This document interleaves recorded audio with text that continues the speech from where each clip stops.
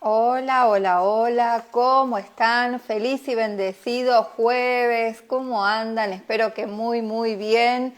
Bueno, recién les acabo de dejar un reel con información para el próximo taller del día sábado, Introducción a las 5 leyes biológicas, así que si quieren pueden escuchar el reel anterior, así bueno, se ponen al tanto de la información de este taller introductorio.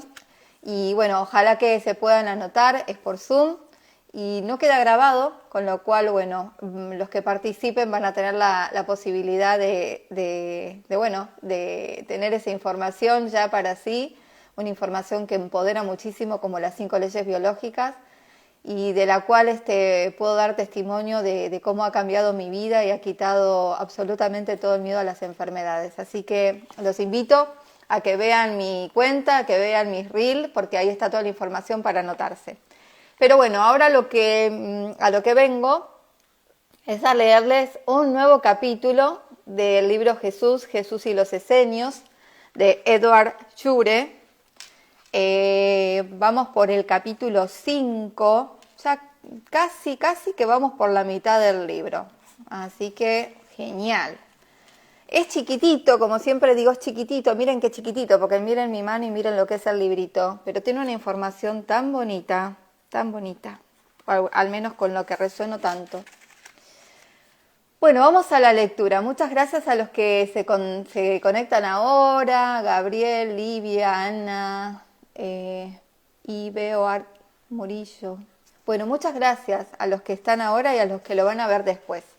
Voy a comenzar con la lectura, así no se me hace muy largo el video. Voy a tratar de leer todo el capítulo entero en lo posible. Es bastante, pero bueno, vamos a ver. El capítulo 5 se titula Lucha con los fariseos, la huida a Cesarea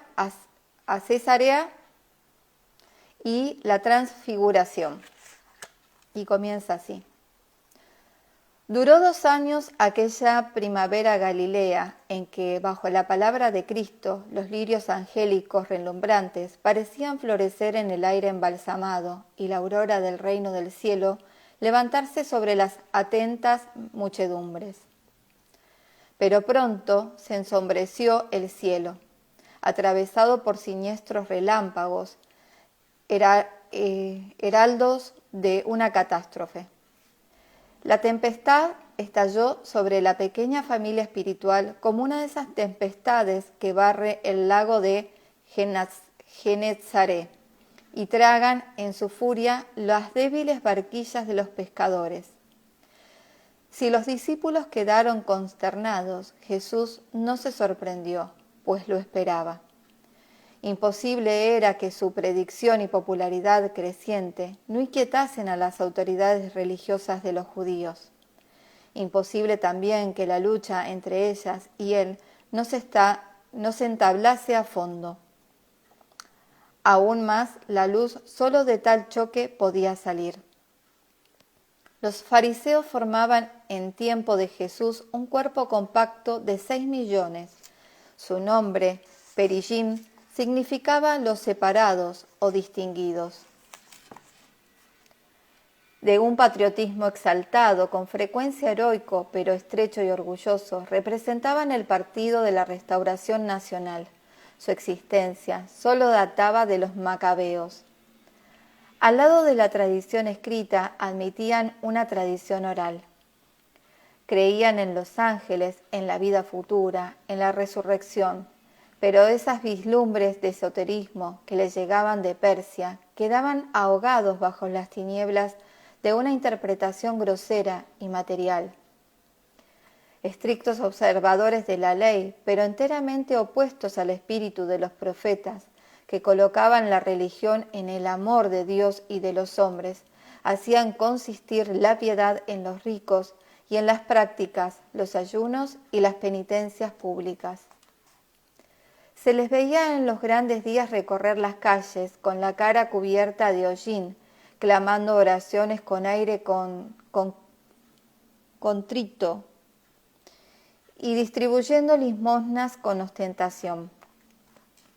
Por lo demás, vivían con lujo, trabajando con codicia para obtener los cargos y el poder. Sin embargo, eran los jefes del Partido Democrático y tenían al pueblo bajo su mano.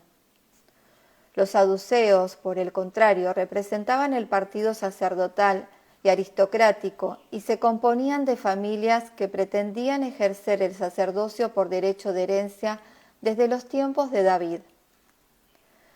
Conservadores a ultranza, rechazaban la tradición oral, solo admitían la letra de la ley, negaban el alma y la vida futura. Se burlaban igualmente de las prácticas penosas de los fariseos y de sus extravagantes creencias.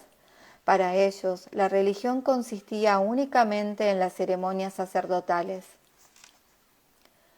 Habían tenido en sus manos el pontificado bajo los seleucidas, entendiéndose perfectamente con los paganos, impregnándose de sofista griego y aún de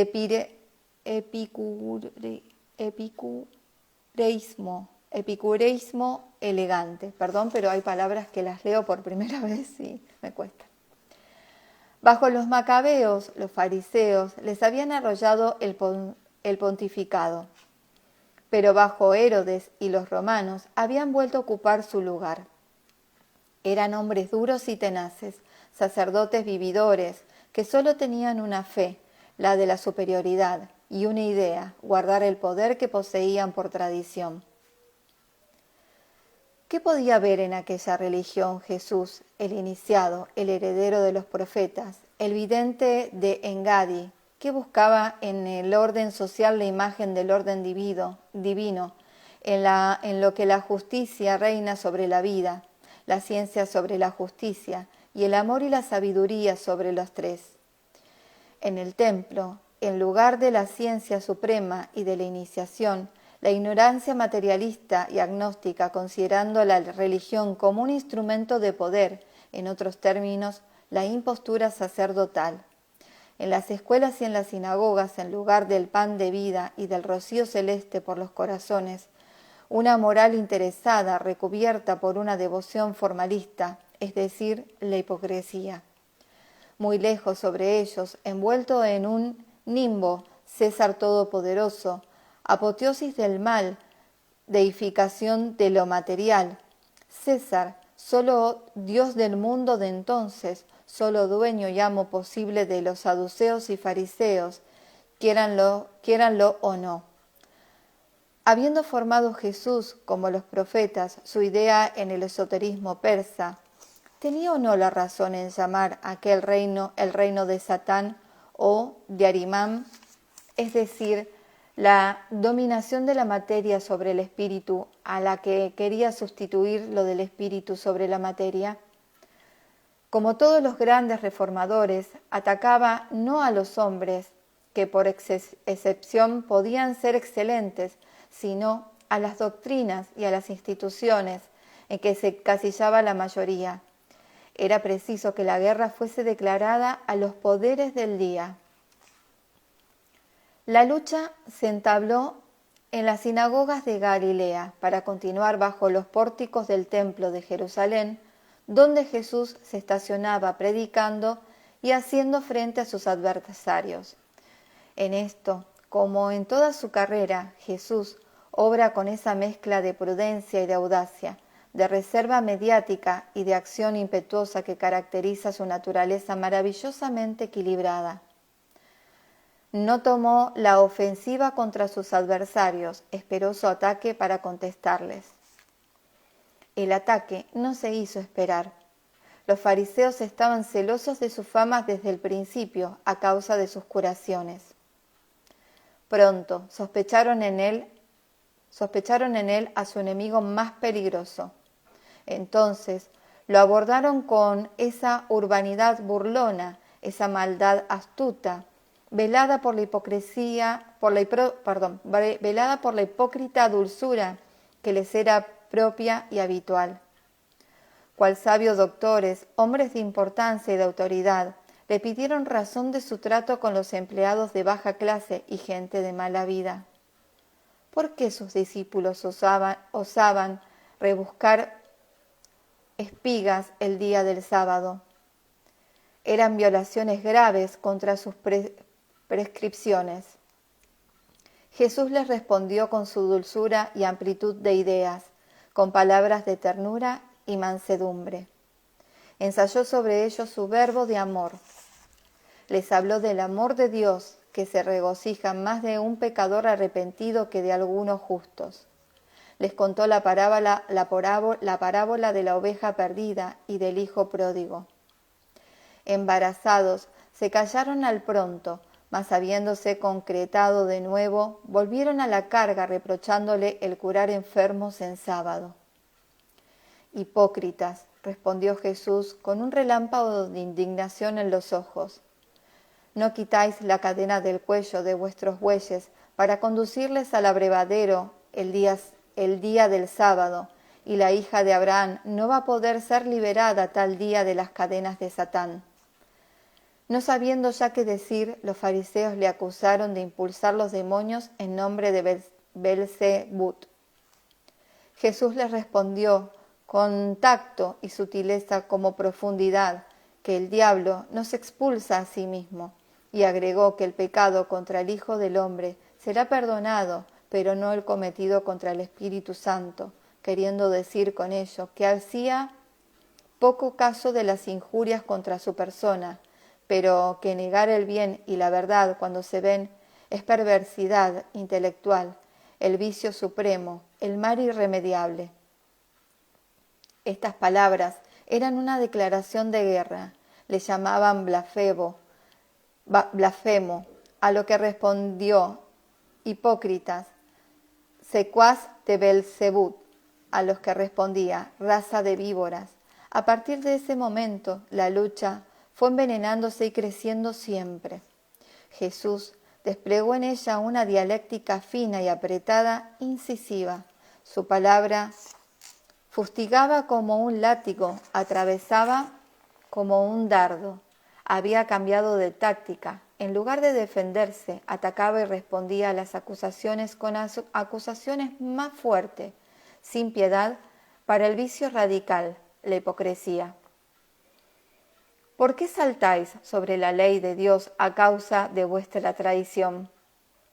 Dios ha ordenado: honra a tu padre y a tu madre.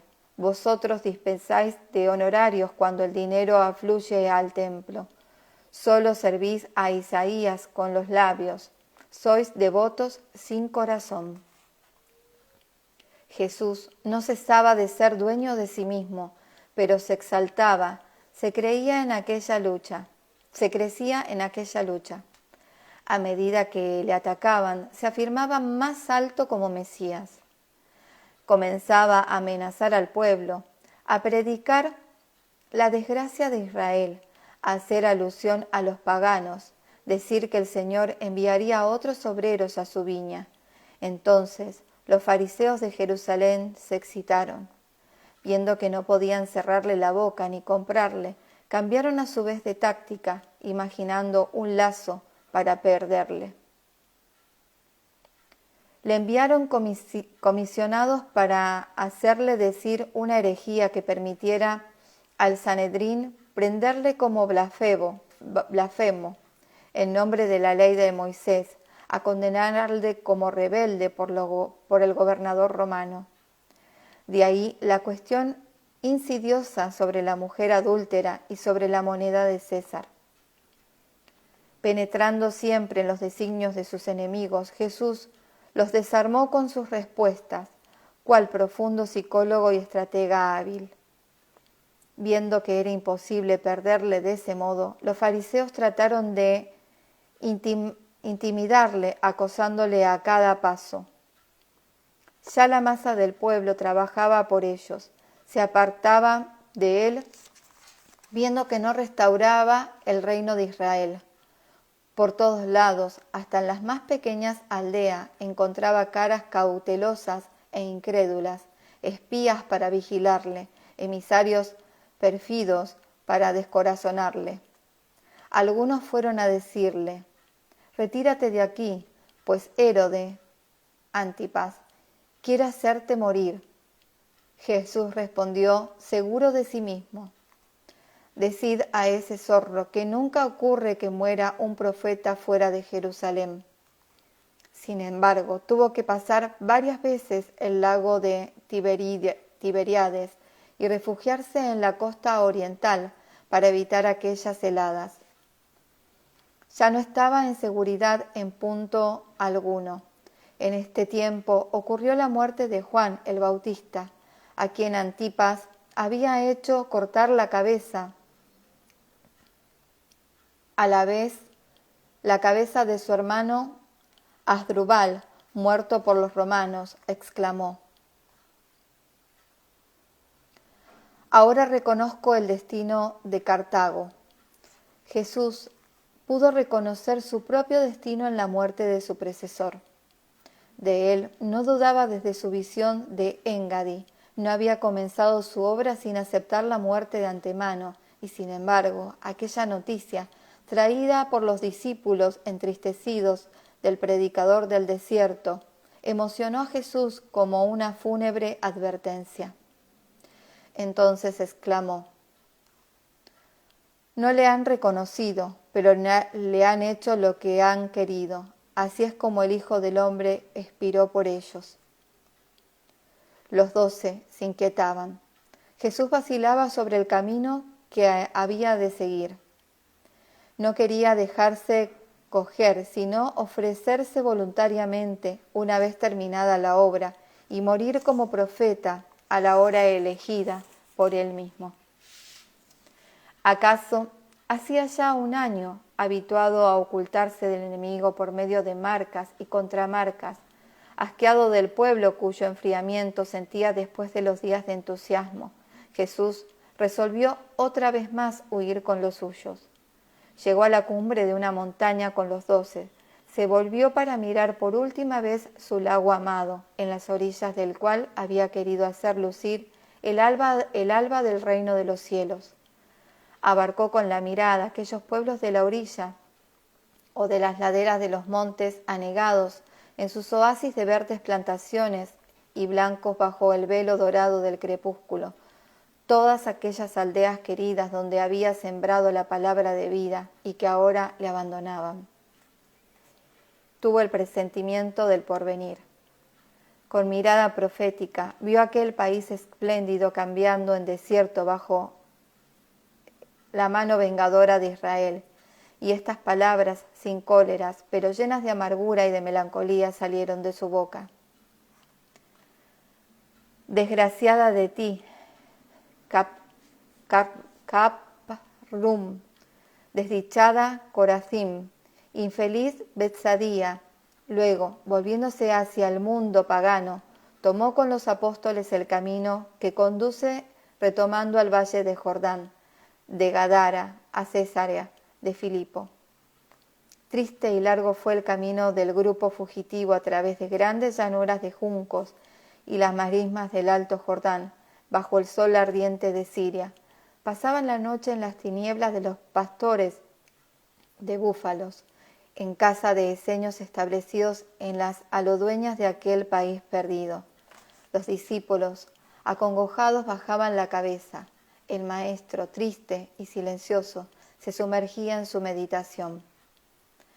Reflexionaba en la imposibilidad de hacer triunfar su doctrina en el pueblo por la predicción, en las maquinaciones temibles de sus adversarios. La lucha suprema era inminente, había llegado a un callejón sin salida. ¿Cómo salir de él? Por otra parte, su pensamiento iba con infinita solicitud a su familia espiritual desanimada y sobre todo a los 12 apóstoles que fieles y confiados habían dejado todo para seguirle, familia, profesión, fortuna, y que sin embargo iban a quedar destrozados en sus corazones y a sufrir gran decepción en la esperanza de un Mesías triunfante. ¿Podía abandonarles a sí mismo? ¿Había penetrado bastante la verdad en ellos? ¿Creerían en él y en su doctrina a pesar de todo? ¿Sabían quién era él? Bajo el imperio de esta preocupación les preguntó un día: ¿qué dicen los hombres que soy? ¿El Hijo del Hombre? Y ellos les respondieron: Unos dicen que eres Juan Bautista, otros que Jeremías o uno de los profetas. Y vosotros, ¿quién decís que sois? Que soy, perdón. Entonces Simeón Pedro, tomando la palabra, dijo: Tú eres el Cristo, el Hijo de Dios vivo. En la boca de Pedro y en el pensamiento de Jesús, esa frase no significa como lo quiso más tarde la Iglesia. Tú eres la única encarnación del Ser absoluto y todopoderoso, la segunda persona de la Trinidad, sino sencillamente eres el elegido de Israel. El término de Hijo de Dios significa una conciencia identificada con la verdad divina, una voluntad capaz de manifestarla. Según los profetas, aquel Mesías debía ser la mayor de las manifestaciones.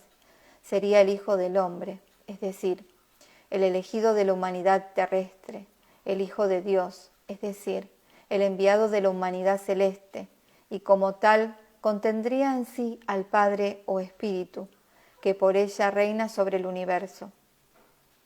Al oír aquella afirmación de los apóstoles por boca de su portavoz, Jesús experimentó inmensa alegría. Sus discípulos le habían comprendido. Él viviría en ellos. El lazo entre el cielo y la tierra quedaría establecido. Jesús dijo a Pedro: Feliz de ti, Simón, hijo de Jonás, porque ni la carne ni la sangre te han revelado eso, sino mi Padre que está en los cielos. Por esta respuesta, Jesús da a entender a Pedro que le considera como iniciado al mismo título que él mismo, por la visión interna y profunda de la verdad. He aquí la única revelación, he aquí la piedra sobre la cual Cristo quiere construir su iglesia y contra la cual las puertas del infierno no prevalecerán. Jesús solo cuenta con el apóstol Pedro en cuanto a posesión de aquella inteligencia. Un instante después, habiendo éste vuelto a su estado de hombre natural, temido y limitado, el maestro le trata de modo bien diferente. Habiendo anunciado Jesús a sus discípulos que iba a ser muerto en Jerusalén, Pedro empezó a protestar. Dios no lo quiera, Señor, eso no ocurrirá. Pero Jesús, como si viera una tentación mundana en aquel movimiento de simpatía que tendía a quebrantar su gran resolución, se volvió vivamente hacia el apóstol y le dijo: Retírate de mí, Satanás. Eres un escándalo para mí, pues no comprendes las cosas que son de Dios, sino únicamente las cosas que son de los hombres. El gesto imperioso del maestro decía: Adelante. A través del desierto, intimados por su voz solemne, se pusieron en camino por las colinas pedregosas de la Galonítida. Esta huida en la que Jesús lleva a sus discípulos fuera de Israel parecía una marcha hacia el enigma de su destino mesiánico, del cual buscaba la solución. Habían llegado a las puertas de Cesarea, la ciudad que era pagana desde Antíoco el Grande. Se asentaba en un oasis de verdor en las fuentes del Jordán, al pie de las cimas nevadas de Hermón. Tenía su anfiteatro, resplandecía los lujosos palacios y de templos griegos. Jesús la atravesó avanzando hasta el lugar donde el Jordán se escapa, mugiente y claro, de una caverna de la montaña, como la vida brota del seno profundo de la innumerable naturaleza. Había allí un pequeño templo dedicado a Pan, y en la gruta, a orillas del naciente río, una multitud de columnas, de ninfas de mármol y de divinidades paganas. Los judíos sentían horror ante aquellos signos de culto idólatra. Jesús los miró sin cólera, con indulgente sonrisa. Entre ellos reconoció las efigies imperfectas de la divina belleza, de la que llevaba en su alma radiantes modelos. No era su misión maldecir el paganismo, sino transfigurarlo, no había venido para lanzar el anatema a la tierra y a sus energías y poderes misteriosos, sino para mostrarle el cielo.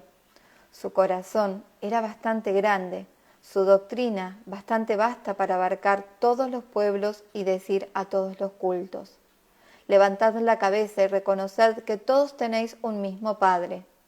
Y sin embargo estaba allí, expulsando un animal feroz al extremo límite de Israel, oprimido, ahogado entre dos mundos que le rechazaban igualmente.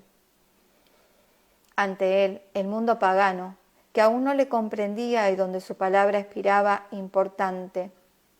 Tras él, el mundo judío, el pueblo que apedreaba a sus profetas, se tapaba los oídos para no oír a sus mesías.